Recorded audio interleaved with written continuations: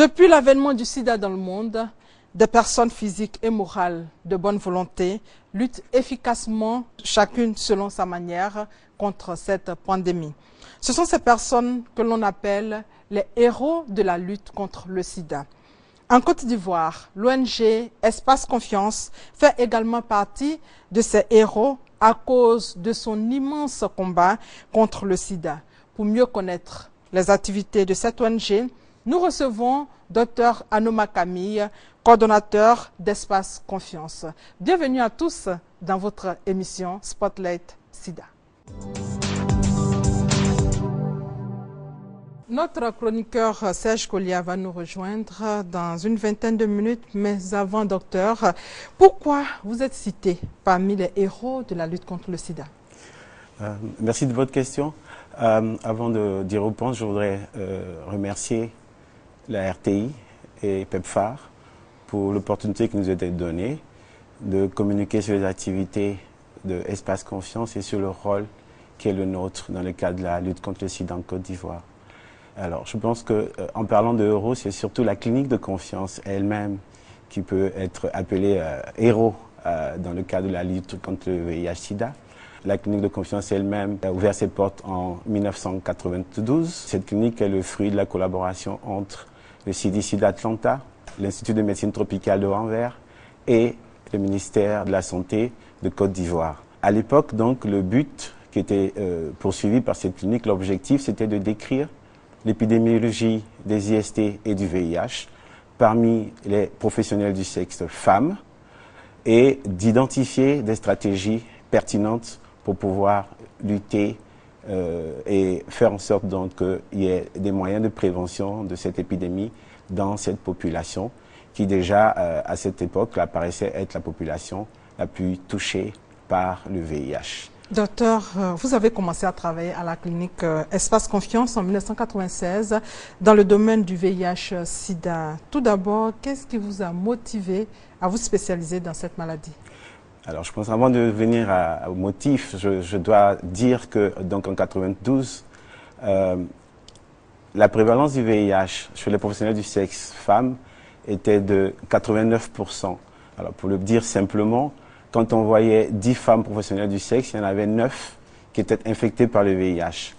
Et les résultats de la clinique ont permis, dans les années qui ont suivi, notamment à partir de 2000, d'arriver à des prévalences autour de 30%, ce qui veut dire qu'à peu près sur 10 femmes qu'on voyait, plus que 3 n'étaient infectées par le VIH. Et les chiffres actuels sont de à peu près 2 femmes infectées sur 10 femmes que nous recevons. Alors, ma motivation à l'époque, je pense que j'ai travaillé dans un environnement qui était un environnement complètement professionnel, avec une population qui avait besoin d'écoute. Il y avait clairement une certaine reconnaissance par rapport à ce qu'on faisait pour cette population. Toute l'équipe était à l'écoute de cette population, au petit service de cette population. Et je crois également que le fait qu'on ait une certaine reconnaissance de cette population, qui, il faut le dire, plutôt vivait du stigma dans la population générale, ces éléments-là nous ont amenés à poursuivre notre combat. Et c'est pour ça qu'en 2004, suite à la restructuration du projet Retroci, tout le staff technique de Espace Confiance a décidé de se constituer en organisation non gouvernementale qui est Espace Confiance pour poursuivre cette mission que nous avons estimée être une mission noble et très importante. Je dois également dire que les résultats encourageants de Espace Confiance et de la clinique de confiance ont fait que PEPFAR, à partir de 2005, a décidé donc d'étendre ce type de service au niveau de différentes régions au niveau de la Côte d'Ivoire. Et l'équipe d'Espace Confiance aussi a été engagée, a été sollicitée pour soutenir cette expansion dans les autres régions du pays en termes de formation des prestataires, en termes de formation des péréducateurs, en termes d'outils pour les activités. Quelle appréciation avez-vous pu faire de l'attitude des personnes que vous avez rencontrées face au VIH-Sida en 1996, à un moment où il fallait l'admettre, où il y avait encore beaucoup d'incompréhension et de tabous autour du sida? Moi, je pense que je me souviens encore, là maintenant, du peu de moyens qui étaient à nos dispositions. En 96, c'était encore l'année où il n'y avait pas de médicaments, il n'y avait pas d'ARV. Le seul moyen qu'on utilisait, c'était qu'on demandait aux personnes infectées qui déjà vivaient un drame. Vous savez que le VIH est vécu plutôt comme un grand drame. On demandait à ces personnes donc de respecter une certaine hygiène de vie, d'utiliser des préservatifs pour éviter d'être infectés et de faire en sorte que toutes les affections qu'elles pouvaient présenter, que ces affections soient prises en charge immédiatement. Donc, je pense aussi que c'est le lieu d'avoir une pensée pour tous ces morts du sida. Pensez-vous que les attitudes ont changé, ont beaucoup changé aujourd'hui? Oui, les attitudes ont quand même évolué, même si on regrette encore que pour certains encore, il y a un certain déni du VIH. Hein, c'est triste à dire. On est au 21e siècle et il y a des personnes encore qui ne croient pas en l'existence du VIH. Quand je dis que les choses ont changé, c'est aussi que aujourd'hui, on a quand même les ARV qui sont disponibles, qui sont gratuits grâce au soutien des bailleurs internationaux, notamment PEPFAR, grâce également au soutien du gouvernement de Côte d'Ivoire. Et ces médicaments sont des médicaments efficaces et qui clairement permettent d'allonger la durée de vie des personnes qui vivent avec le VIH. L'ONG Espace Confiance que vous dirigez travaille particulièrement avec les personnes dites vulnérables et stigmatisées. Pourquoi avoir choisi de mettre l'accent sur ces groupes? Alors je pense que à ce stade de l'entretien, il faut que je dise également que nous avons une autre cible, c'est les hommes ayant des rapports sexuels avec les hommes. En dehors donc des femmes qui s'engagent dans ce qui est activité sexuelle tarifée, nous avons commencé à offrir des services spécifiques pour les hommes ayant des rapports sexuels avec les hommes depuis 2004. Et ça aussi, je pense que c'est important de dire que c'est quelque chose de complètement précurseur. En Afrique, quand on l'a commencé, il y avait très peu de structures qui le faisaient. Aujourd'hui, nous recevons des stagiaires de par le monde qui ont cet intérêt et qui viennent voir ce que nous faisons ici pour cette population-là. Ensuite, il faut dire que la population hautement vulnérable, et là je vais être spécifique quand je parlerai de professionnels du sexe femme et de hommes ayant des rapports sexuels avec les hommes, ce sont ces groupes-là qui sont les groupes les plus touchés par le VIH, ici en Côte d'Ivoire, en Afrique et dans la plupart des pays au monde.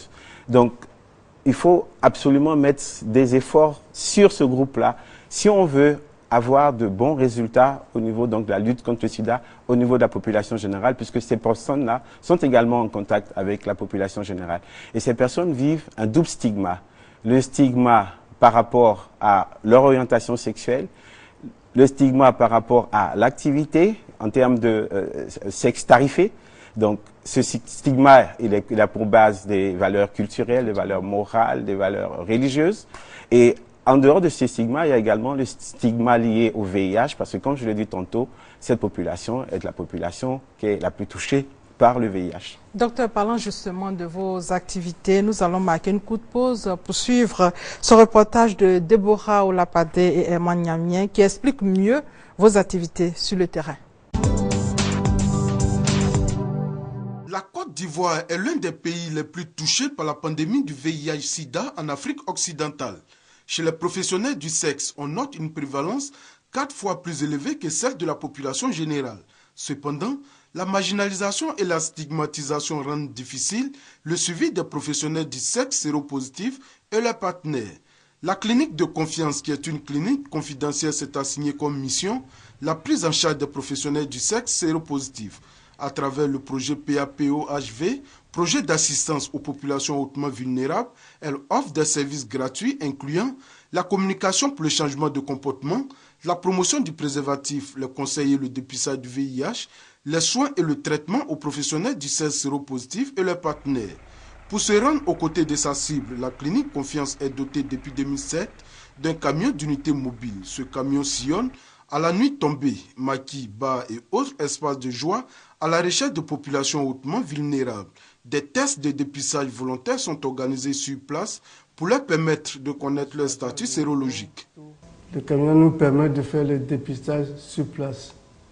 On va avec le médecin, on va avec l'assistance sociale et les infirmiers, on travaille, les techniciens de labo, et on travaille sur place.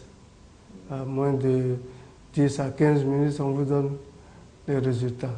Si on trouve quelqu'un qui est positif, la clinique est là, on le dirige vers la clinique où on fait le prise en charge, On leur donne les médicaments, les traitements, tout ce qu'ils ont besoin. Ceux que nous suivons, ils connaissent bien l'espace confiance. La clinique Confiance étant une clinique confidentielle, seules les personnes dépistées positives au VIH y sont conduites pour la prise en charge. La prostitution couplée à la séropositivité au VIH constitue une double plaie pour les professionnels du sexe. Leur sensibilisation et leur prise en charge efficiente devra réduire la transmission du VIH et c'est cela la mission de la clinique de Confiance, un héros de la lutte contre la pandémie du VIH en Côte d'Ivoire. Docteur, votre commentaire après l'élément qui vient de passer? Je vais faire un commentaire assez bref, mais je pense qu'il y a des choses à rectifier. On ne reçoit pas que des personnes séropositives à la clinique. Notre rôle est un rôle de prévention, mais aussi notre rôle est un rôle de prise en charge des personnes infectées. Aujourd'hui, c'est clairement démontré que le traitement contre le VIH, donc les ARV, permet d'avoir une charge virale assez basse et est un formidable moyen de prévention par rapport à la transmission du VIH. Donc nous avons deux volets. Volet prévention, donc des personnes séropositives comme les personnes qui ne sont pas séropositives ont intérêt à fréquenter la structure et également nous faisons donc bien sûr la prise en charge des personnes qui sont infectées. Ce que je voudrais ajouter après le commentaire, c'est qu'il y a un autre volet qui est passé inaperçu, c'est la prise en charge des infections sexuellement transmissibles. Les infections sexuellement transmissibles ont un rôle majeur dans tout ce qui est transmission du VIH. Et là-dessus aussi, l'unité mobile comme la clinique de Confiance elle-même ont un focus particulier avec un dépistage systématique des infections sexuellement transmissibles dès le premier contact et leur prise en charge. Notre reporter l'a signalé tout à l'heure, votre clinique est une clinique confidentielle. Pourquoi? Mais notre clinique est une clinique confidentielle parce que nous voulons nous adresser à la population pour laquelle nous sommes engagés, la population hautement vulnérable, donc les professionnels du sexe, les hommes ayant des rapports sexuels avec les hommes et leurs partenaires. Et nous voulons nous adresser spécifiquement à cette population-là. Donc, le réseau des pères éducateurs permet donc de les sensibiliser et ces personnes sont référées au niveau du centre pour leur prise en charge. Donc, les pesanteurs sociales, etc. font que nous ne souhaitons pas que, même là où nous sommes, que l'environnement soit informé de ce que nous faisons. Donc, c'est pour ça qu'on a gardé ce côté complètement confidentiel. Et de l'autre côté, nous offrons des soins qui sont des soins gratuits et ça peut être aussi mal perçu par l'environnement, par l'entourage, en disant mais pourquoi vous offrez ce type de service à des personnes en griffe que la population rejette, hein, et nous qui sommes entre griffes des personnes normales, on ne nous donne pas l'accès à ce type de service-là. Voilà ce que je voulais ajouter. Docteur, dans le reportage de tout à l'heure, nous avons vu un camion d'unité mobile qui sillonne les bars et autres espaces à la recherche de personnes vulnérables. N'avez-vous pas le sentiment d'encourager la prostitution et l'homosexualité? Alors, je pense que je vais encore une fois remercier PEPFAR parce que cette unité mobile, nous l'avons eue grâce au soutien de PEPFAR et à Espace Confiance, nous nous considérons comme étant des enfants de PEPFAR et à peu près 70% de notre budget de fonctionnement provient des fonds du gouvernement américain. Je pense que c'est important de pouvoir le souligner et vraiment notre souhait serait que cet appui-là continue. Ensuite, vous posez la question de savoir si nos actions portent à encourager ce type de comportement. Non. La réalité est qu'il s'agit de la population qui est la plus affectée par le VIH. Ensuite, les orientations sexuelles, on n'attend pas que la clinique de Confiance existe pour que quelqu'un découvre son homosexualité. Tous les jours que Dieu fait, des jeunes filles s'engagent dans le sexe transactionnel, dans la tarification des rapports sexuels. On n'attend pas que la clinique de Confiance existe. Par contre, nous pensons que pour ces personnes-là, il est important de porter un certain nombre de messages, notamment le message de la prévention, avec l'utilisation systématique du préservatif, l'utilisation du gel lubrifiant, mais également la nécessité de se faire suivre de façon régulière. Parce que, je l'ajoute, on offre aussi des soins de santé primaire. Donc, il n'y a pas que le volet IST, le volet VIH, il y a aussi les soins de santé primaire.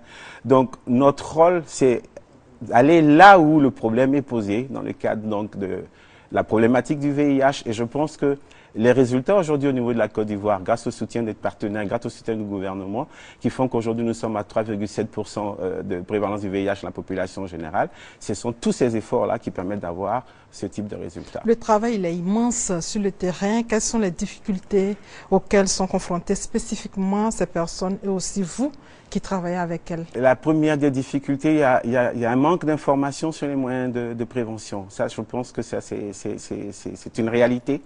La seconde difficulté, c'est le regard des autres, donc avec le rejet, le stigma, etc. Et donc le double stigma, comme je l'ai développé tout à l'heure, ça, je pense que ce sont les principales difficultés. Vous savez, tous les tabous qui entourent l'homosexualité, le rejet dans les familles, etc.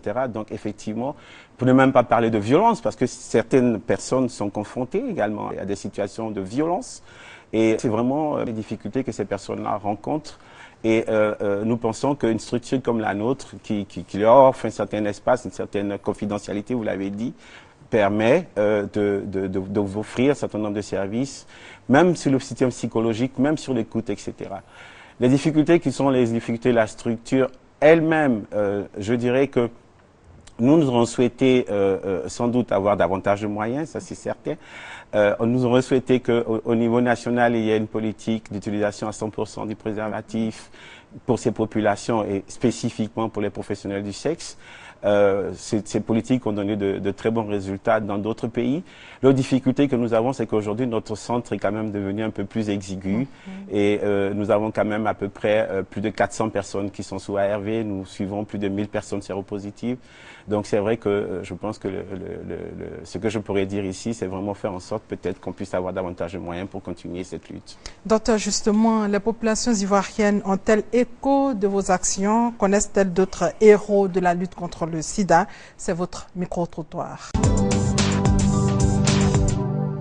Il y a assez de structures qui font des sensibilisations contre la propagation du VIH. Et j'ai même rencontré le REP Massi depuis Daoukro pour ses actions sur le terrain. Ils ont sensibilisé les gens, ils ont distribué des préservatifs. Ces structures mènent très bien les actions sur le terrain. Vu tout ce que les gens font et pour bannir le sida, je sais que ces structures font bien le travail. Selon moi, les structures de lutte contre le sida sont des structures qui sont mal connues par la population ivoirienne. Ces structures ne sensibilisent pas bien la population sur le sida, sur le fait d'attraper le sida. Ils ne font pas de communication, ce ne sont pas des structures d'intégration aussi. Il y a un camion médicalisé, Espace Confiance, qui se promène dans les boîtes de nuit pour faire le dépistage du VIH-Sida. Il sensibilise aussi comment il faut se comporter pour ne pas atteindre ce mal, quoi. Il y a Tikenja aussi qui a chanté sur le VIH-Sida, comment il faut se comporter pour ne pas tomber dans ce problème, quoi. Ceux qui ont le VIH-Sida, il ne faudrait pas qu'on les rejette. Je connais bien le REP Massi, si je ne me trompe pas, le PEPFA et puis l'AI Massoir. Je dirais que ces structures mènent bien les actions puisqu'elles vont dans les villages et dans les hameaux les plus reculés afin de pouvoir toucher un grand nombre de populations et de pouvoir leur faire connaître cette maladie-là même qui fait ravage ici en Afrique. Docteur, une seule personne sur 4 interviewées connaît l'ONG Espace Confiance. Pourquoi? Voulez-vous travailler dans l'ombre? Pourquoi? Parce que nous pensons que nous sommes efficaces dans l'ombre et que nous n'avons pas besoin de lumière.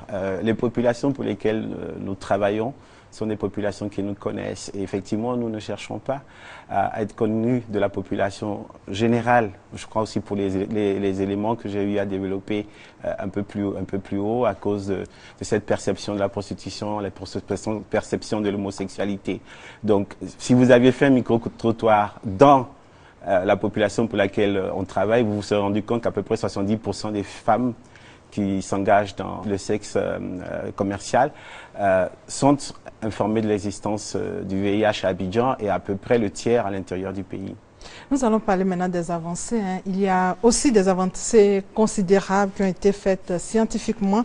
Quel impact avez-vous pu constater dans votre travail? La première des avancées, c'était la disponibilité quand même des antirétroviraux. Je le disais tout à l'heure, on a connu ces années où on ne pouvait rien proposer. Aujourd'hui, il y a des ARV. C'est une avancée considérable. Vous voyez au quotidien des personnes affectées qui du jour au lendemain ont un bien meilleur aspect, prennent 5-10 kilos, prennent goût à la vie, etc. Et en plus, je crois qu'aujourd'hui, comme je l'ai dit, c'est clairement démontré que utiliser les antirétroviraux chez les personnes qui sont infectées a pour effet de réduire le nombre de virus dans le sang et donc clairement d'empêcher la contamination. Et voilà, je pense qu'au niveau national, nous sommes encore dans des situations où les moyens financiers disponibles font que nous avons encore des critères qui sont des critères assez restrictifs pour l'accès des personnes aux antirétroviraux, quand dans d'autres pays, par exemple, on sait que dès qu'une personne est dépistée séropositive, cette personne a tout de suite accès au niveau des ARV. Et donc voilà, ça fait partie aussi des souhaits, faire en sorte que le niveau national permette que les critères soient un peu moins durs et qu'on permette d'atteindre un peu plus de personnes dans ce qui est l'accès aux antirétroviraux comme traitement. Docteur, nous avons annoncé tout à l'heure en début d'émission notre chroniqueur, Serge Kolia, il est là avec nous. Serge, bonsoir. Bonsoir Delphine. Sur la toile, il y a beaucoup de héros de la lutte contre le sida, mais vous vous intéressez à une figure emblématique, Nelson Mandela. Tout à fait, Nelson Mandela, héros de la lutte anti-apartheid en Afrique du Sud, mais aussi héros de la lutte contre le sida. Vous savez, Nelson Mandela, après son mandat présidentiel, à partir de 1999, s'est engagé dans une lutte effrénée contre le sida. Et le constat fait par Mandela, donc, c'était que dans son pays, il y avait ce silence-là, ce silence coupable autour de cette maladie, du VIH-Sida, tandis que la maladie ravageait la population.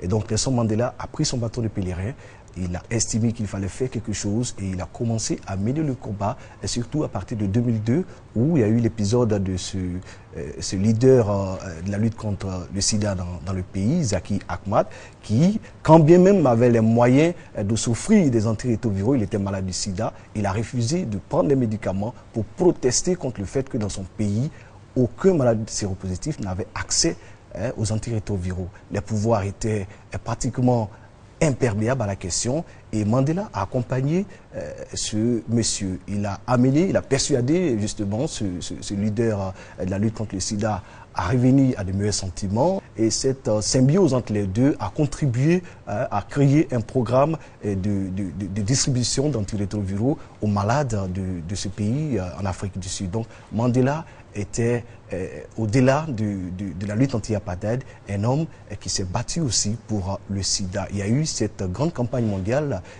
dénommée 46-664, du nom de son numéro matricule de prisonnier. Et c'est cette campagne-là qui a permis à Mandela, autour du monde, partout dans le monde, de dire que le sida est une réalité. Il faut prendre conscience et puis prendre la maladie à bras le corps. Son combat a permis de recueillir des fonds, son combat a permis de faire avancer la recherche et justement de faire bouger les choses, surtout dans son pays où la maladie s'était dangereusement implantée. Malgré ces efforts, est-ce qu'on peut dire aujourd'hui que le sida a reculé dans son pays? Du point de vue du traitement, du point de vue de la prise en charge, on peut dire qu'il y a eu des avancées. Parce que, comme je le disais tantôt, en Afrique du Sud, les antirétroviraux n'étaient pas accessibles. Grâce à ce combat, 2 millions d'antirétroviraux sont distribués aux séropositifs en Afrique du Sud. Cela veut dire qu'il y a eu des avancées. Et c'est même le programme le plus important dans le monde entier.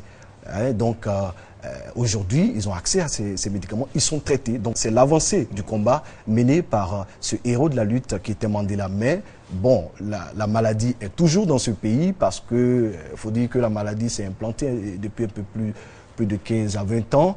En Afrique du Sud, ce pays reste toujours le pays le plus touché. On a plus de 6 millions de séropositifs sur 51 millions d'habitants. Ça donne des statistiques d'un peu plus de 2 personnes sur 10 en Afrique du Sud séropositives. Donc il y a toujours du travail à faire. C'est les dirigeants de ce pays qui devront se mobiliser pour justement faire reculer un peu cette maladie. Docteur, vous avez un mot à ajouter? Oui, j'ajouterais simplement que moi j'ai en mémoire cette grande intervention, ce grand discours de Mandela au cours de la conférence internationale contre le sida à Durban en 2000. Et voilà, je pense que tous ces événements-là nous amènent à continuer d'avoir cet engagement et cette motivation pour lutter contre cette pandémie. Serge, les téléspectateurs sont donc invités à participer à cette émission. Tout à fait. Nous invitons donc nos téléspectateurs à toujours participer à cette émission. Et pour participer de façon active, il faut déjà réagir et interagir sur notre page Facebook que nous vous donnons maintenant, facebook.com/sportsida, qui est notre adresse Facebook. On a également sportsida@rti.ci. Ces deux adresses-là doivent permettre à nos téléspectateurs de nous envoyer leurs contributions, de participer aux différentes émissions que nous faisons l'honneur avec vous d'animer et de leur apporter toutes les informations sur la lutte et sur les avancées et tout ça. Merci Serge pour ta contribution. Docteur, la dernière rubrique pour terminer cette émission, ce sont des conseils pratiques pour les téléspectateurs. Quels conseils pouvez-vous donner aux téléspectateurs qui nous suivent? Je pense que le premier conseil, c'est de se faire dépister pour le VIH. Et quand on est séropositif, on a accès aux antirétroviraux qui sont efficaces, qui sont gratuits, qui sont disponibles. Le second conseil, c'est un triptyque, c'est abstinence, fidélité ou utilisation du préservatif. Abstinence, c'est un moyen formidable de prévention. Quand on est engagé dans une relation, on vous demande d'être fidèle. Et si vous pouvez faire ni l'un ni l'autre, on vous demandons donc d'utiliser les préservatifs à chaque fois que vous avez des rapports. Et pour la population pour laquelle nous nous occupons spécifiquement, il n'y a vraiment qu'un seul message, c'est l'utilisation à 100% du préservatif quand on a des rapports sexuels. Merci docteur, le message est bien passé. Merci d'être venu sur notre plateau. Merci de suivre votre magazine d'information et de sensibilisation sur le sida. Bonne santé à tous.